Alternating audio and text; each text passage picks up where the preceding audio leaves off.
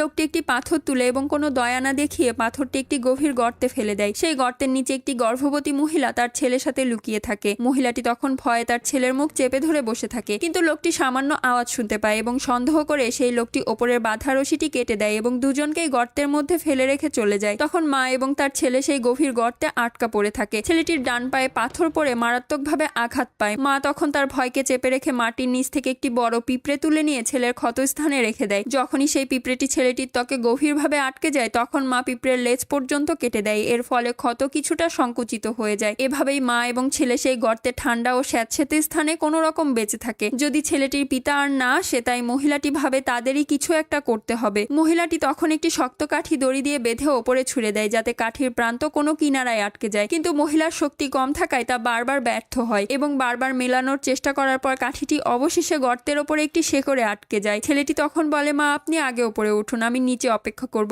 মহিলাটি তখন ধীরে ধীরে ওপরে উঠতে শুরু করে, কিন্তু অর্ধেক পথেই ক্লান্ত হয়ে পড়ে। ওপরের কাঠি খুলে যায় এবং মহিলাটি কিছু করার আগেই তা পড়ে যায়। মহিলা তখন নিজেও গর্তে পড়ে যায় এবং গুরুতর আঘাত পায়। তবুও মহিলাটি নিজেকে সামলায় যাতে তার পেটের ভেতরে থাকা সন্তান নিরাপদে থাকে। ঠিক তখনই হঠাৎ তীব্র বৃষ্টি শুরু হয়। গর্তে তখন পানি জমতে থাকে, কিন্তু মহিলাটি তার ছেলেকে ওপরে নিয়ে যেতে চেষ্টা করে কিন্তু নিজেও পানিতে ভিজতে থাকে এবং বেশি সময় পানিতে থাকার ফলে মেয়েটির পেটে ব্যথা শুরু হয়ে যায়। তখনও বৃষ্টি থামে না এবং পানির স্তর বাড়তেই থাকে। মহিলাটি তার ছেলেকে কাঁধে বসিয়ে নিজে পানিতে ডুবে যায় এবং শ্বাস বন্ধ করে পানির মধ্যে দাঁড়িয়ে থাকে। তখনই মহিলাটি তার পায়ের নিচে একটি বড় পাথর পায় এবং মহিলাটি কোনোভাবে আবার একটু উপরে আসে, কিন্তু ঠিক তখন মহিলাটির পেটের সন্তান জন্ম নেওয়ার সময় হয়ে এসে যায়। মহিলাটি গভীর এক শ্বাস নিয়ে একটি কোণে গিয়ে দাঁড়ায় এবং পাথর ধরে নিজেই জন্ম দেওয়ার চেষ্টা করে। অনেক কষ্টের পর তার সন্তান জন্ম নেয় এবং শিশুর কান্নার শব্দ শোনা যায়, কিন্তু মহিলার কাছে থামার সময় নেই কারণ বিপদ এখনো শেষ হয়নি। এদিকে মহিলাটির স্বামী, যার জন্য মহিলাটি অপেক্ষা করছে, লোকটি নিজেও তার জীবনের যুদ্ধ নিয়ে লড়াই করছে। লোকটি জঙ্গলে আদিবাসীদের হাত থেকে পালিয়ে যায়। তখন লোকটি একটি জলপ্রপাতের কিনারায় পৌঁছে আর কোনো রাস্তা খুঁজে না পেয়ে নিচে লাফ দেয়। তখন বেশিরভাগ আদিবাসী নেতা মনে করে লোকটি মারা গেছে, কিন্তু লোকটি তখনও বেঁচে আছে এবং লোকটি নদী থেকে বেরিয়ে শত্রুদের সাথে লড়াই করার কথা বলে। তখন আদিবাসী নেতা রেগে গিয়ে নিজেই ঝর্ণায় ঝাঁপিয়ে পড়ে। তাদের মধ্যে অনেকেই তখন মারা যায়, কিন্তু কিছু লোক বেঁচে যায়। লোকটি আবার পালিয়ে যায়, কিন্তু লোকটি একটি কাদার মধ্যে পড়ে যায়। তখন এক টুকরো লতাপাতা ধরে লোকটি কোনোভাবে বাইরে বেরিয়ে আসে। কিছু দূর যেতেই লোকটির সামনে একটি মৌমাছির দল এসে পড়ে। লোকটি সেই মৌমাছি ব্যবহার করে এবং পেছনে তাড়া করা আদিবাসীদের ওপর ছেড়ে দেয়। মৌমাছিরা তখন আদিবাসীদের কামড়াতে শুরু করে এবং লোকটি পালিয়ে যায়। তারপর লোকটি বেলগাছের কাঁটা নিয়ে বিষাক্ত ব্যাঙের শরীরে গেঁথে দেয় এবং সেটিকে